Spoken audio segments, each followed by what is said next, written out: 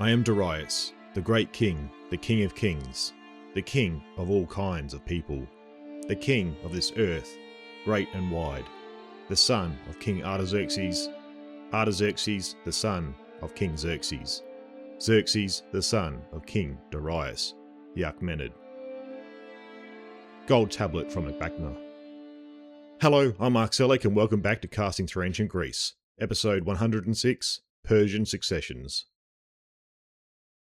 In the last few episodes, we had been looking at the Athenian expedition and the disaster that befell them in Sicily. We then finished by looking at the direct aftermath of what this meant for Athens. We had seen panic set in within the city, with the full gravity of the reports finally being believed. However, those in political positions managed to recover their senses quickly and began working on how to place Athens in a position to deal with the likely threats that they were now approaching. These threats would come from several directions. The first was their old rivals Sparta, and the Peloponnesians, who were more confident in returning to open hostilities and continuing the Peloponnesian War. Others who sensed weakness were those who had lived under Athenian control within the Athenian Empire. They could now see that the time was ripe to break away from their master and attempt to regain their independence. Also watching closely was the Persian Empire, which saw an opportunity to regain its position along the Anatolian coast and restore its influence over the Greek cities of Asia Minor. All were watching a weakened Athens and saw opportunities for themselves. This common interest would bring them into contact and encourage attempts at cooperation. However, each power had its own motivations and individual interests, which would make any lasting alliance extremely difficult to maintain. We had seen that the Spartans were looking to take advantage of Athens' allies, who were considering breaking away. Agis had identified Lesbos as being in a position to revolt, and Spartan aid could help to ensure its success. However, around the same time, Persian messengers, as well as representatives from eastern Greek cities, who had been in contact with the Persians, arrived seeking Spartan assistance. This would now introduce the possibility of Persian funding being provided to Sparta in return for their support. This was exactly the type of assistance Sparta desperately needed. Persian money could allow the Spartans to build up their navy, provide a genuine challenge to Athenian naval supremacy, and create the possibility of defeating Athens once and for all. To complicate matters further, requests would come from two competing satraps within the Persian Empire, each seeking Spartan assistance for their own objectives. The end result would see Sparta developing a strategy that focused on three separate objectives, each offering a different path towards weakening Athens. So with Persia once again entering into the forefront of Greek affairs, I thought it would be a good opportunity to take a pause in our narrative and revisit the Persian Empire. By doing this, we can gain a better understanding of what had been developing within the empire since we last visited. The last time we had looked at events within Persia was during the Egyptian revolt against Artaxerxes in 465 BC. However, even then, we were examining these events primarily from the Greek perspective, focusing on their involvement in the campaign. We only briefly touched upon the assassination of Xerxes and the rise of Artaxerxes within the context of the revolt that followed. For this episode, I want to return to the Persian Empire and examine what was taking place within the empire itself. We will see succession crisis, challenges to royal authority, and threats emerging against the throne. We will see that although Persia remained largely in the background from a Greek historical perspective, the empire would begin to stabilise after the succession crisis and would once again start to enter back into Greek affairs. I think we should begin back at the assassination of Xerxes and the rise of Artaxerxes, allowing us to refresh ourselves on the events that brought him to power. From there, we will continue through the reign of Artaxerxes and examine the transition from Artaxerxes to Darius II. Here we'll explore the instability that emerged within the empire, the challenges Darius faced in securing his position, and how he worked to restore stability. This will bring us to a point where the western regions of the Persian Empire had been stabilised once again under Darius II, and Persia was preparing to return to the forefront of events within the Greek world. A Babylonian tablet contains the reference to the death of Xerxes, providing us with a precise date for when this event took place. Using our modern dating system, the tablet places Xerxes' death around late August of 465 BC. The tablet also states that he was killed by his own son, but beyond this, the information it provides is extremely limited. We know that Xerxes had more than one son, and no explanation is given for why the assassination took place, or for whom may have been responsible. For a more detailed narrative account, we must turn to the Greek sources. However, these accounts must be approached with caution, as they were written from outside the Persian court and often contain dramatic elements of intrigue, betrayal, and personal ambition. According to these Greek accounts, one of Xerxes' leading courtiers, Artaxerxes, was responsible for organising the plot that would lead to the king's death. However, little explanation is provided as to why Artaxerxes decided to carry out such a dangerous plan in the first place. One account suggests that Xerxes' defeat during the invasion of Greece was responsible for the decline in the fortunes of the empire, and that this contributed to dissatisfaction within the court. However, this explanation is difficult to accept fully. The invasion of Greece had occurred 15 years earlier, and despite the setbacks suffered during the campaign, the Achaemenid Empire remained intact and continued to function effectively. As we have seen previously, the western regions of the empire, particularly those bordering the Greek world, often receive less attention from the Persian court, compared to the wealthier and more strategically important regions of the empire. If we continue with the Greek accounts, we are told that Xerxes had 3 sons, Darius, Artaxerxes I, and Hystaspes. Artaxerxes was supposedly a powerful figure within the royal court, and it is said that he had 7 sons whom he had placed in important positions throughout the administration. His influence had supposedly grown over many years through his involvement in religious matters and court politics. According to this tradition, Artaxerxes' ultimate intention was to overthrow the Achaemenid dynasty and replace the royal family with his own. The assassination of Xerxes was therefore not simply a personal act, but part of a wider attempt to seize control of the Persian throne.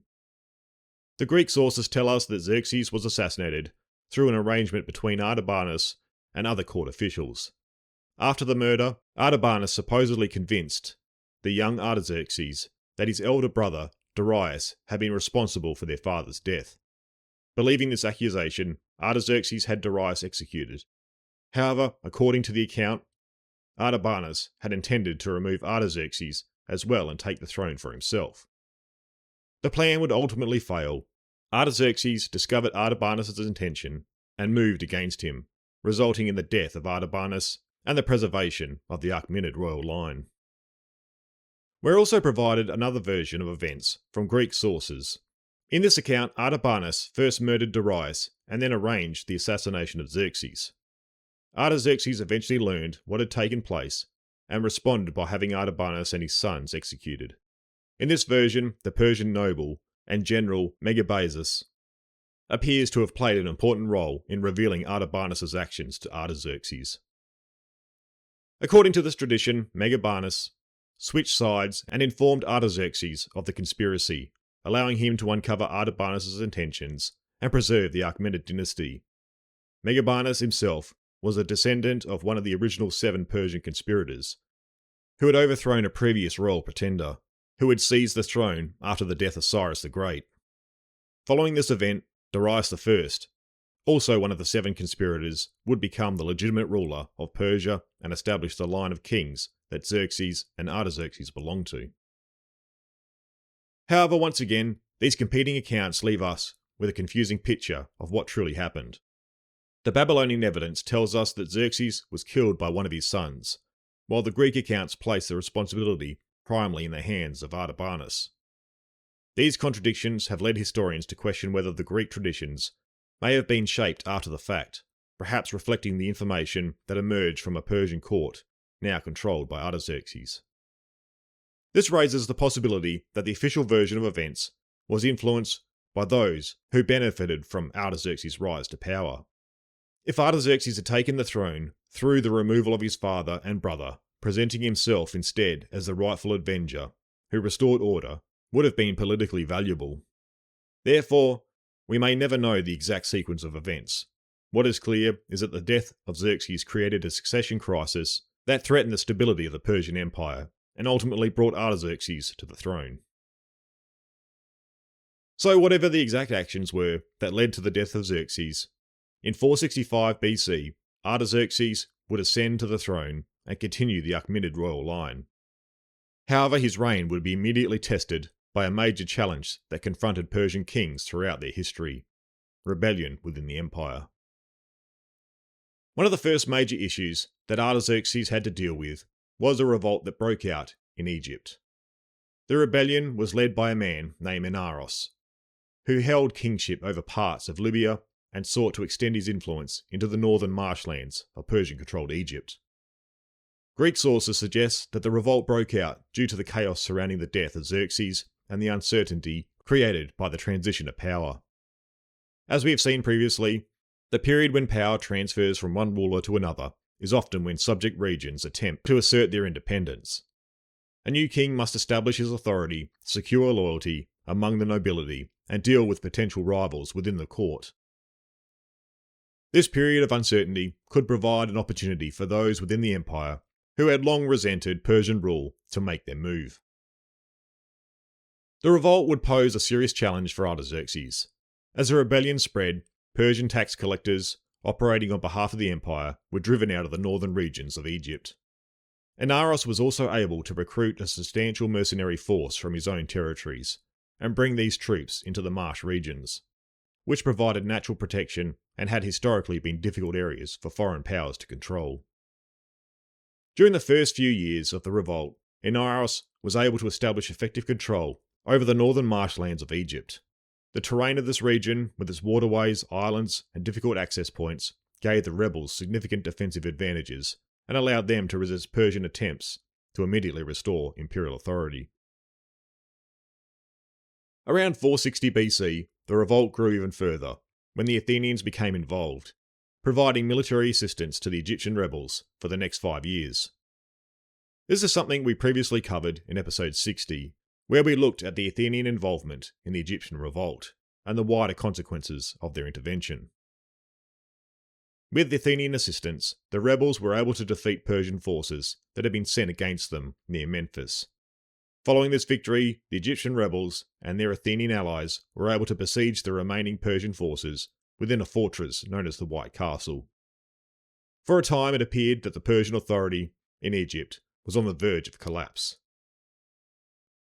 However, Artaxerxes was able to organise another Persian expedition and send a new force against both the rebels and the Athenians. This Persian army was able to break the siege and force the rebels into retreat, while the Athenian fleet supporting the revolt became isolated on an island. The Persians then drained the river surrounding the island, allowing their forces to approach the Athenian position by land.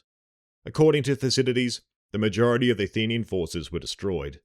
To make matters worse for the Athenians, a reinforcing fleet, 50 ships, arrived unaware of the defeat suffered by their allies. Upon entering the Nile Delta, this fleet was also destroyed by the Persians. This defeat marked a turning point in the revolt and allowed Artaxerxes to begin restoring Persian authority in Egypt. The remaining rebel forces were gradually isolated, and eventually Inaros himself was betrayed.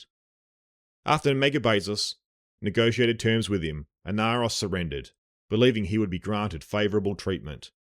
However, these terms were not honoured, and Artaxerxes had Inaros taken into Persian custody and executed by impalement, bringing the main phase of the rebellion to an end. Rebel activity would continue in parts of the Western Delta, but this region had always been one of the most difficult areas for Persian rulers to maintain complete control over.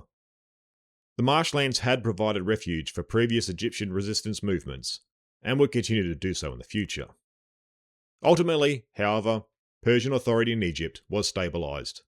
Artaxerxes faced a major challenge almost immediately after taking the throne, but successfully suppressing the revolt that, despite the instability surrounding his ascension, the Persian Empire remained capable of responding to serious internal threats. There would also appear to have been other revolts that Artaxerxes had to deal with during the early years of his reign. However, these events are much more difficult to determine with certainty. The true extent of these rebellions is unclear, and some historians even question whether certain revolts occurred at all. Much of our information comes through the historian Ctesias, who was writing around 400 BC and recorded events surrounding the career of Megabazus. We have already seen that Megabazus played an important role in securing Artaxerxes' position after the assassination of Xerxes, while he also commanded the Persian forces that effectively brought the Egyptian revolt to an end. According to Ctesias, after Megabazus felt betrayed by the king over the treatment of Inaros and the failure to honour the terms that had been agreed upon, he became deeply distressed and withdrew to Syria. There he would eventually rebel against Artaxerxes. This would represent a serious threat, as Megabazus was not only a highly respected Persian noble, but also an experienced military commander with significant influence. Ctesias tells us that Megabazus was able to defeat the two Persian armies that were sent against him, demonstrating both his military ability and the difficulty Artaxerxes faced in dealing with such a powerful figure. However, after a period of negotiation, the two sides would eventually reach an agreement, and Megabazus was restored to favour. While the details of his rebellion are difficult to verify, it highlights the challenges faced by Persian kings in maintaining loyalty among the powerful nobles who helped administer the empire.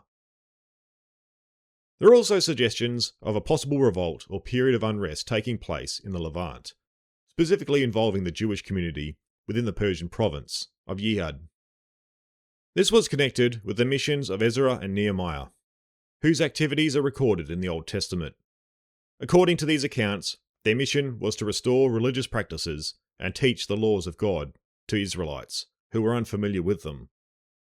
It was also claimed that many members of the community had begun marrying foreign women who followed different religious traditions, and Ezra sought to enforce adherence to the Torah and restore religious identity among the population.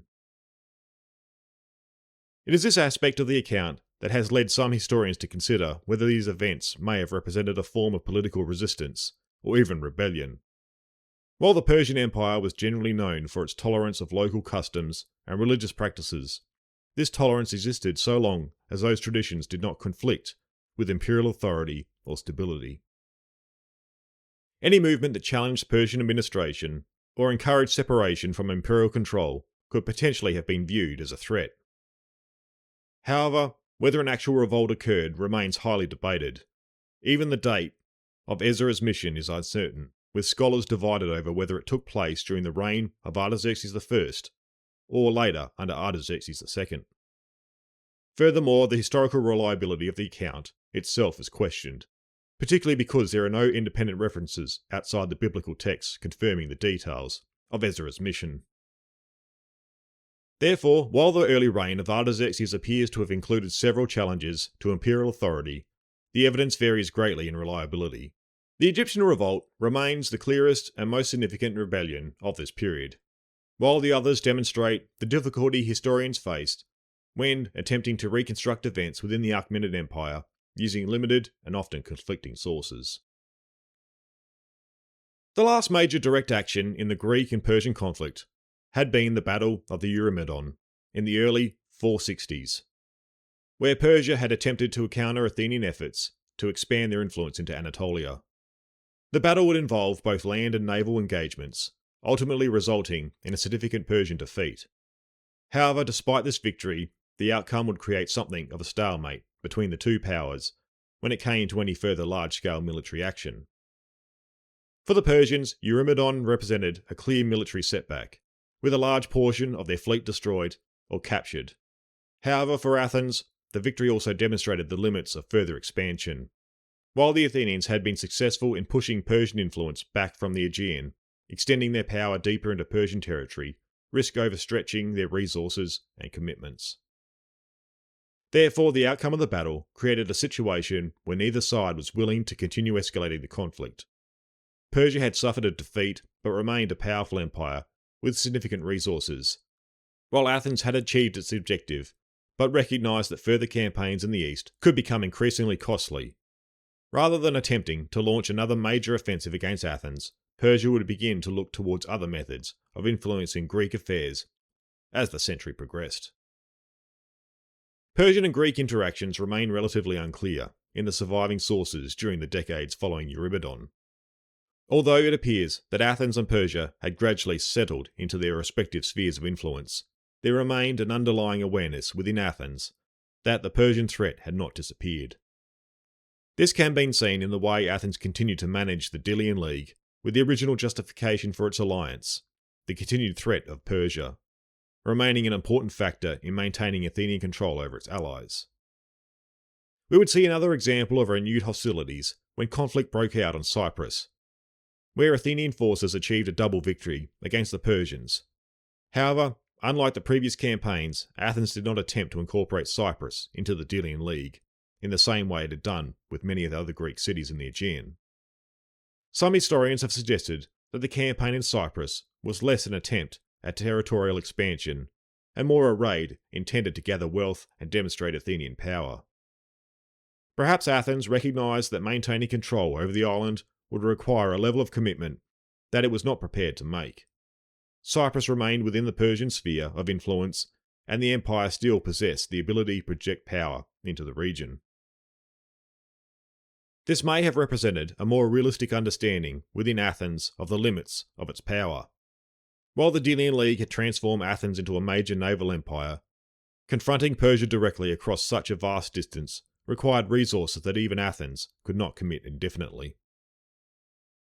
The Athenian campaign in Cyprus, we are told, would eventually end with the unsuccessful siege of Kython on the island. Some sources suggest that this came down to a supply issue faced by the Athenians, but here we also find another possible reason for the end of hostilities. This comes in the form of a treaty between Athens and Persia, with some historians using this agreement as a point that marked the official end of the Greek and Persian conflict. However, we need to be mindful that this treaty, known as the Peace of Callias, is highly debated. There is uncertainty over when it actually took place, whether it occurred at all, and even if an official treaty existed. There are suggestions that it may have been more of an informal agreement or understanding between the two powers. What makes this peace difficult to determine is the many conflicting reports surrounding it, along with the fact that some of our most reliable sources do not mention it at all.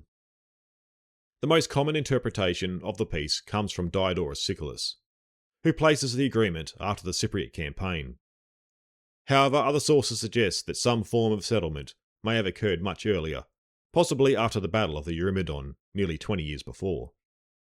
The account provided by Diodorus would suggest that the agreement was an attempt by both Persian and Athenians to establish boundaries around where their spheres of influence met.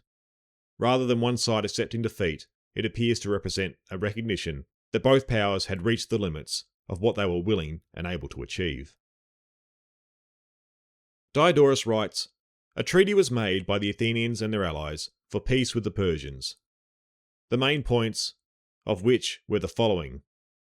All the Greek cities throughout Asia were to be autonomous, and the satraps of the Persians were not to come closer to the sea than 3 days' journey.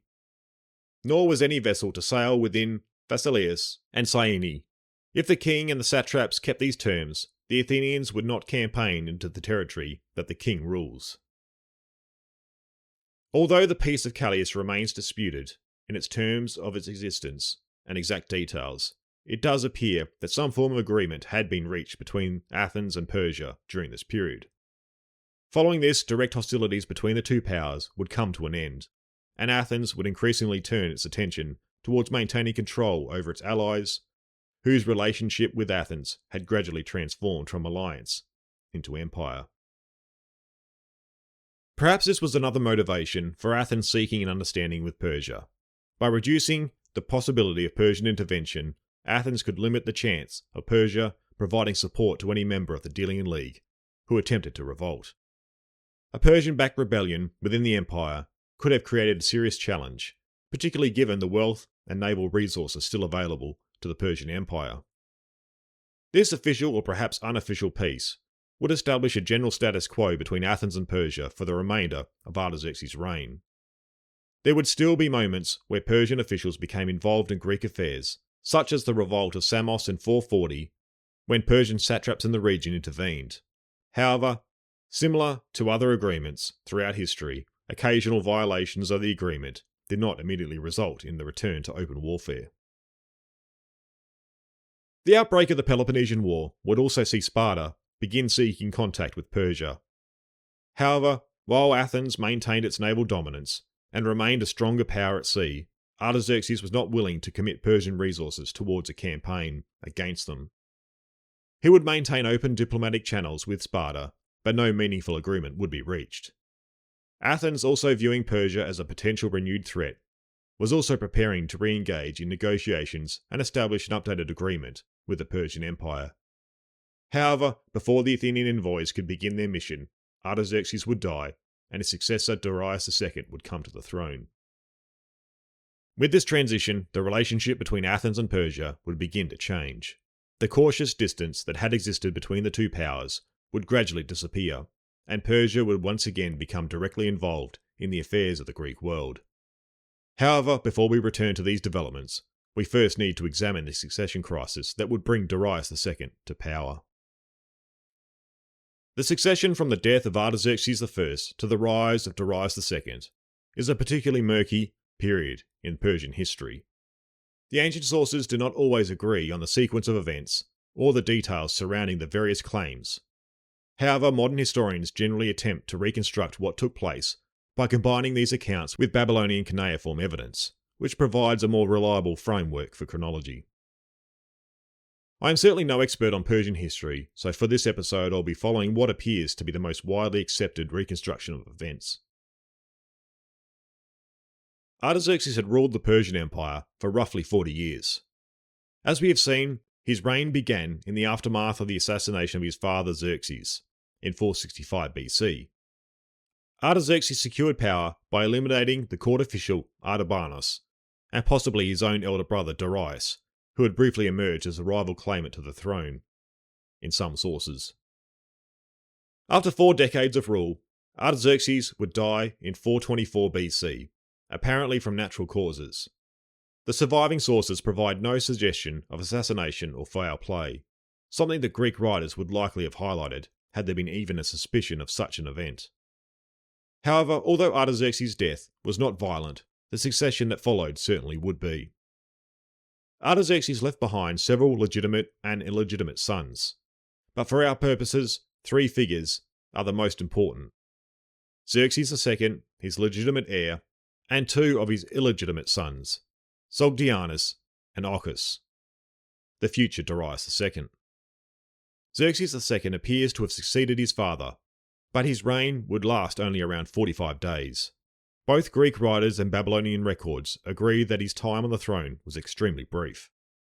According to the tradition preserved in the sources, Xerxes was assassinated while drunk at a banquet through a conspiracy led by Sogdianus and other court nobles. Following this, Sogdianus seized the throne and proclaimed himself king, ruling for approximately 6 months. His reign appears to have been confirmed through Babylonian economic tablets, which contain documents dated to his time as king. Greek writers would later describe his rule as cruel and unpopular, although this portrayal may have also reflected the propaganda of those who ultimately defeated him. During this period, another of Artaxerxes' illegitimate sons would enter the struggle. Ochus was at this stage the satrap of Hyrcania, a fertile region southwest of the Caspian Sea. Upon hearing of his father's death and Sogdianus' seizure of power, Ochus began taking steps to challenge his brother's claim. Rather than immediately moving against Sogdianus, Ochus first worked to seize the support of eastern satraps, senior military commanders, and influential Persian nobles. It appears he had ambitions for the throne from the beginning, but he needed time to gather enough support to make a legitimate challenge. With Sogdianus already occupying the throne, Ochus's preparations would ultimately develop into full-scale rebellion. The result of Ochus's actions was a civil war within the eastern regions of the empire. Because the conflict took place far from the Greek world, our information is extremely limited. Greek sources were often unreliable or silent regarding events in the eastern parts of the Persian Empire, leaving Babylonian records as our main source of information. These documents indicate that there was a genuine uncertainty over who held the throne during this period, supporting the idea that this was more than a simple palace coup. Eventually, Sogdianus appears to have lost the struggle, as supporters who had originally gathered around him began abandoning his cause.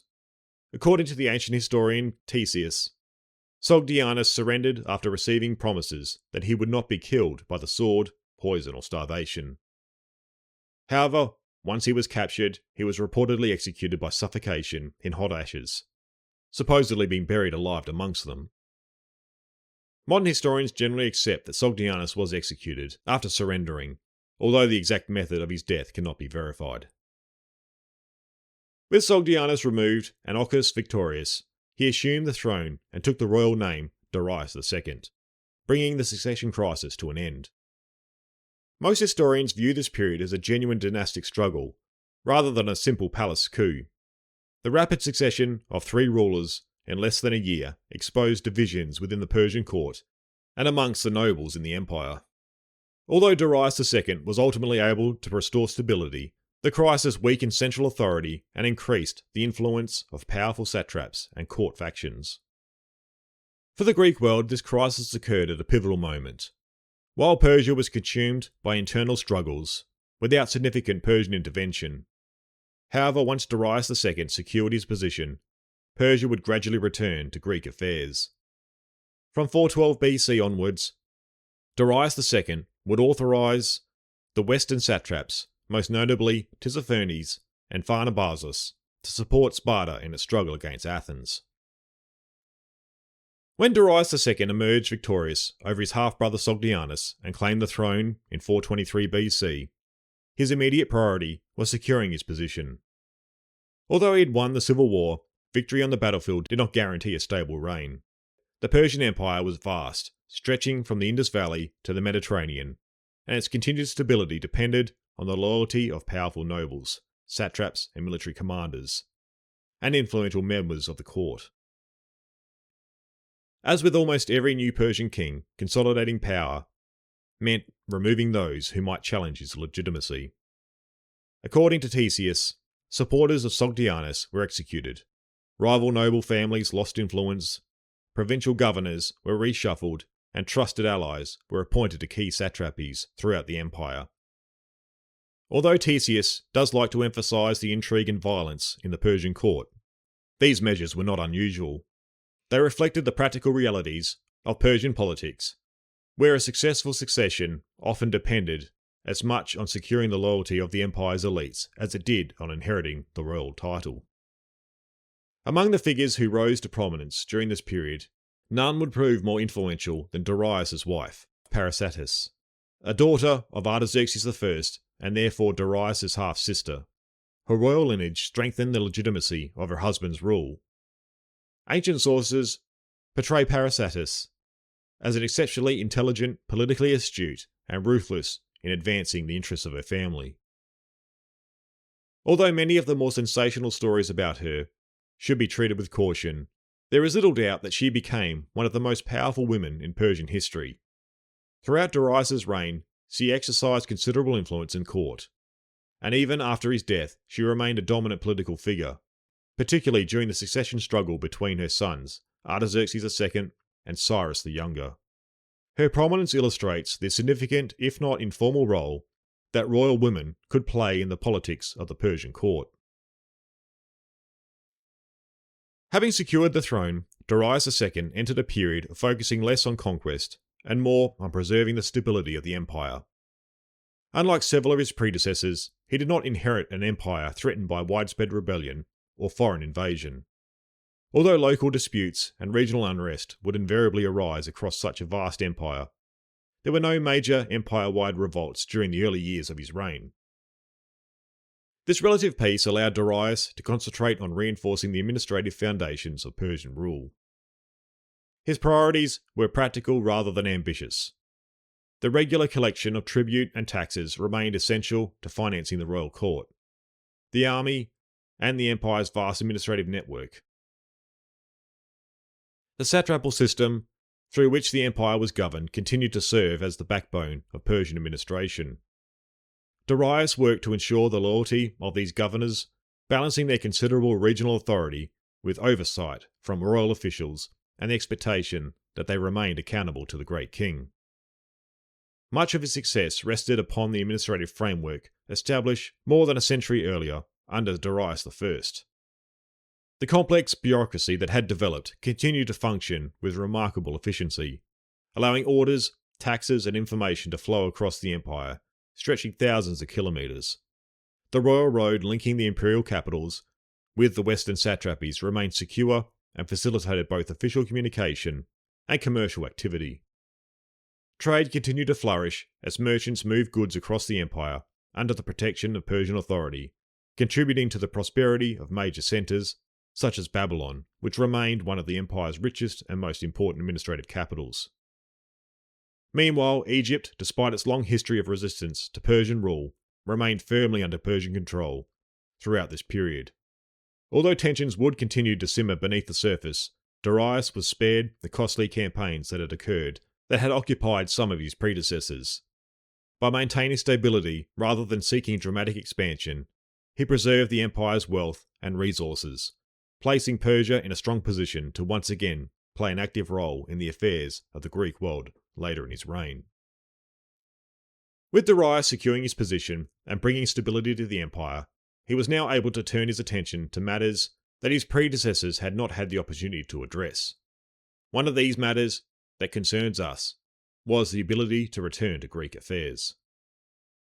For almost 70 years, since the failures of the Persian invasion under Xerxes and the Greek victory in the Greco-Persian Wars, the Persian Empire had largely avoided direct military involvement in mainland Greece. Instead, Persian kings had generally focused on maintaining control over the western territories, particularly the wealthy Greek cities on the Aegean coast and satrapies of western Anatolia. This policy had served Persia well. The Greek cities of Ionia remained part of the empire following the Persian reconquest after the Ionian revolt. But the rise of the Delian League under Athenian leadership had gradually changed the balance of power in the region. What had originally begun as a defensive alliance against Persia after the Persian Wars had evolved into an Athenian empire, with the Athenians collecting tribute from hundreds of allied cities and maintaining a powerful navy in the Aegean. Although Persia had not directly challenged Athens for decades, the growth of Athenian influence represented a continuing loss of Persian authority over territories that had once firmly belonged within the empire. By the time Darius II turned his attention westwards, however, the situation had changed dramatically. The long conflict between Athens and Sparta had exhausted both powers. The Peloponnesian War had already lasted more than 15 years, draining manpower, wealth, and political stability throughout the Greek world. Athens remained a formidable naval power, but its disastrous expedition against Syracuse between 415 and 413 had resulted in the destruction of a major Athenian army and fleet. Sparta, meanwhile, had struggled to challenge Athenian naval dominance and lacked the financial resources needed to build a fleet capable of competing in the Aegean. Darius recognised an opportunity. Rather than launching a costly invasion of Greece, he could achieve Persian objectives by exploiting the divisions amongst the Greek states. The empire did not need to conquer Athens or Sparta. It only needed to ensure that neither power could dominate the Aegean and threaten Persian interests in the western Anatolia. The primary objective was therefore the restoration of Persian authority over Ionia and the Greek cities of Asia Minor, which had once been among the empire's most important western provinces.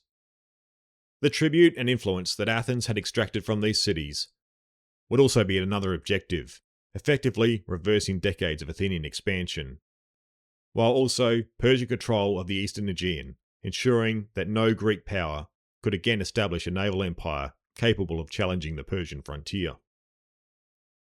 This represented a return to the traditional Persian approach toward the Greek world. Not direct conquest, but strategic influence. Since the reign of Cyrus the Great, Persian rulers had understood that controlling the Greek cities of Asia Minor was essential to securing the empire's western border. Darius II therefore adopted a policy that relied on diplomacy, financial support, and careful manipulation of Greek rivalries, rather than large-scale military campaigns. To carry out this strategy, he turned to the powerful satraps of western Anatolia, particularly Tissaphernes of Caria and later Pharnabazos of Hellespontine Phrygia. These officials would become the instruments through which Persia re-entered Greek politics, providing money, negotiations, and eventually naval support to Sparta. The decision to intervene would prove to be one of the most consequential choices of Darius II's reign.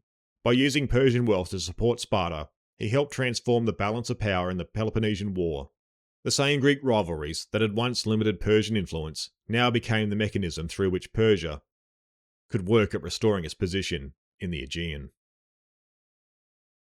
We were introduced to Tissaphernes and Pharnabazos in the last episode, where we saw Persian contact being made with the Spartans. It would be these two satraps, rather than Darius himself, who would initially become the main points of contact between Persia and the Greek world. Therefore, I think it is worth looking at both of these figures in a little more detail before examining the rivalry that would develop as they began separate negotiations with Sparta. Little is known about Tissaphernes' early life before he emerged as one of the empire's senior officials under Darius II. He was almost certainly born into one of the great Persian aristocratic families, whose members traditionally supplied the empire with satraps, military commanders and royal advisors. His name in Old Persian roughly translates as having splendid glory, reflecting the prestige associated with his lineage. His first attested role came around 413 BC, when he succeeded the satrap Pisthenes in governing the important satrapy of Lydia. Pisthenes had rebelled against Darius II several years earlier in an attempt to establish himself as an independent ruler. After suppressing the revolt with the assistance of Greek mercenaries, the Persian court executed Pisthenes and entrusted this vital western province to Tissaphernes. His appointment demonstrated that he had already earned the confidence of the king. As satrap of Lydia, Tissaphernes governed one of the empire's wealthiest and most strategically important regions. His authority extended over much of western Anatolia, including the Greek cities of Ionia, whose loyalty had long been contested between Persia and Athens. His responsibilities were extensive. He collected royal tribute, commanded regional military forces, oversaw justice, and represented the authority of the great king along the empire's western frontier. Perhaps most importantly, he became responsible for carrying out Darius II's renewed policy towards the Greek world. Pharnabazos II came from one of the oldest and most distinguished noble families in the empire. Unlike Tissaphernes, whose ancestry remains somewhat obscure, Pharnabazos belongs to a hereditary line of satraps who had governed the Hellespontine region for generations. His family had served successive great kings since at least the reign of Darius I, and possibly even earlier. This long tradition of service gave Pharnabazos considerable prestige within the imperial administration. Pharnabazos governed Hellespontine Phrygia, a strategically vital satrapy surrounding the Asian side of the Hellespont, modern-day Dardanelles. This region controlled one of the most important waterways in the ancient world. Any fleet or army moving between the Aegean and the Black Sea passed through this territory under his supervision. The satrapy was also rich in agriculture and taxation, providing substantial resources to the Persian Empire. As we have discussed previously, both Tissaphernes and Pharnabazos approached Sparta separately rather than together, although they were both acting under the royal authority of Darius. We have already covered the initial talks that took place and Sparta's response, so here I want to focus on the rivalry between the two satraps and their differing approaches as negotiations continued. Although both men were loyal servants of Darius and shared the objectives of restoring Persian authority in Asia Minor, they frequently disagreed on how that objective should be achieved. Their differing approaches also appear to have been influenced by the interests of the regions they controlled. Their differences centered on several key issues. They adopted contrasting military strategies, pursued different diplomatic approaches, and often disagreed over how Persia should deal with both Sparta and Athens. Tissaphernes generally favoured a cautious policy, seeking to prolong the conflict by ensuring that neither Greek power became dominant. He was often reluctant to provide Sparta with the full financial support it requested, believing the prolonged war best served Persian interests. Pharnabazos, by contrast, tended to advocate more decisive action. He proved more willing to work closely with Spartan commanders, when doing so offered the prospect of weakening Athens and restoring Persian influence more quickly. These differing approaches occasionally created friction between the two satraps, with each attempting to shape Persian policy according to his own judgment. Yet rather than viewing this rivalry as a problem that required immediate resolution, Darius largely allowed both men to remain in office. Modern historians often see this as an example of the Persian system of competitive administration, with overlapping responsibilities, acted as a check upon one another. By encouraging a degree of competition between powerful governors, the great king reduced the likelihood that any single satrap would accumulate enough military and political influence to become a threat to the throne. While this system helped preserve royal authority, it also produced inconsistencies in Persian policy. Greek commanders frequently found themselves negotiating with satraps whose priorities differed, resulting in delays, conflicting promises, and shifting alliances. These frustrations became particularly evident among the Spartans, who increasingly viewed Tissaphernes as unreliable while finding Pharnabazos a far more dependable partner. Ultimately, Darius sought to resolve these competing approaches by appointing his younger son, Cyrus the Younger, to oversee Persian affairs in western Anatolia in 408 BC. Although our look at Persia pauses here in 412 BC, it is worth briefly looking a few years ahead to see where Darius II's western policy ultimately led. One of his defining decisions of his reign came in 48 BC, when he appointed his younger son Cyrus the Younger to oversee Persian affairs in Western Asia Minor. Despite his youth, Cyrus was entrusted with significant authority, serving as satrap of Lydia, assuming control over neighbouring territories and becoming commander of the Persian forces stationed along the empire's western frontier. His appointment fundamentally altered the balance of power within the Persian administration. It reduced the influence of Tissaphernes, whose cautious and measured approach had often frustrated Sparta, and placed Persian policy in the hands of a prince far more willing to intervene directly in Greek affairs. Almost immediately, Cyrus forged a close relationship with the Spartan admiral Lysander. Where Tissaphernes had sought to keep Athens and Sparta locked in a prolonged struggle, Cyrus pursued a much more decisive course. Persian silver would flow into Spartan coffers in unprecedented quantities, paying the wages of rowers, building new triremes, and giving Sparta the financial resources it had long lacked to challenge Athenian naval supremacy. Those decisions would prove transformative. In the years that followed, Persian wealth would become one of the deciding factors in the closing stages of the Peloponnesian War, helping Sparta build the fleet that would eventually bring Athens to defeat. But that is a story for another time. For now, we return to 412 BC. The negotiations between Sparta and the Persian satraps have concluded, alliances have been forged, and the great king has once again become an active player in Greek affairs. After decades of watching the Greek city-states exhaust themselves in war, Persia was preparing to shape the conflict in a way that would ultimately alter the balance of power across the eastern Mediterranean. Thank you everyone for your continued support, and a big shout out to all those who've been supporting the series over on Patreon and through Buy Me a Coffee. I would like to give an extra special shout out to all those supporting the series at the Archon level. So thank you to Nick Kaplafakis, Neil Bennett, John, Ben Williams, and Joshua Mann. Everyone's contribution plays a big part in helping me financially keeping the series going. If you've also found some value in the show and would like to support the series, please consider checking out the Casting Through Ancient Greece Patreon page or Buy Me a Coffee page. Otherwise, leaving reviews and sharing episodes on social media also help the series grow through word of mouth. Be sure to stay connected and updated on what's happening in the series, and join me over on Facebook or Instagram at Casting Through Ancient Greece, or on X at Casting Greece. I hope you can join me next time where we continue the narrative in the series.